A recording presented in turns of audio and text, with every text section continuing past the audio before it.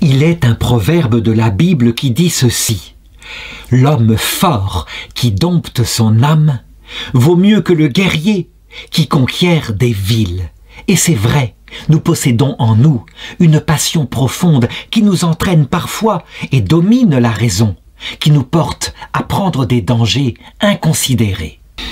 Les vertus en nous devraient être sœurs, mais les vices aussi devraient être frères. Dès que l'un de ceux-ci s'empare de nos cœurs, tous viennent à la file, il n'en manque guère.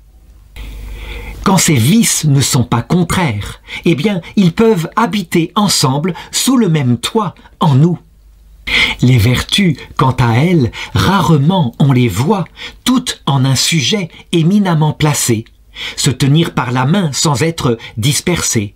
Par exemple, un homme sera vaillant, mais trop rapide, et l'autre sera prudent, mais parfois froid et insensible. Ainsi, parmi les animaux, le chien se pique d'être soigneux et fidèle à son maître, mais il est aussi sot et fort gourmand. Témoin, ces dieux molosses qui, dans l'éloignement, virent un âne mort qui flottait sur les eaux. Le vent de plus en plus l'éloignait de nos chiens. « Ami, dit l'un, tes yeux sont meilleurs que les miens, porte un peu tes regards sur ces plaines profondes. J'y crois voir quelque chose, est-ce un bœuf, un cheval ?» Et qu'importe l'animal, dit l'un de ces molosses, voilà toujours de quoi manger.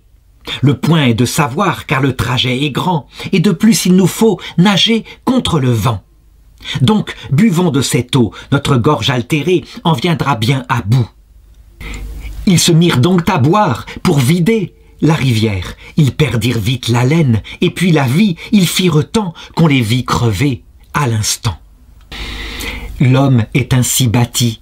Quand un sujet l'enflamme, l'impossibilité disparaît à son âme.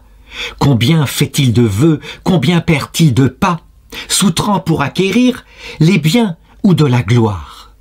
Tel roi se dit « Ah, si j'arrondissais mes états !» et tel avare se dit « Je remplirais encore mes coffres de ducats !» Si j'apprenais l'hébreu, les sciences, l'histoire, tout cela, c'est la mer à boire. Mais rien à l'homme ne suffit. Pour fournir au projet que forme un seul esprit, il faudrait 4 corps, encore loin d'y suffire. À mi-chemin, je crois que tous demeureraient. 4 vies éternelles, bout à bout, ne pourraient mettre fin à un seul de ces désirs de notre convoitise.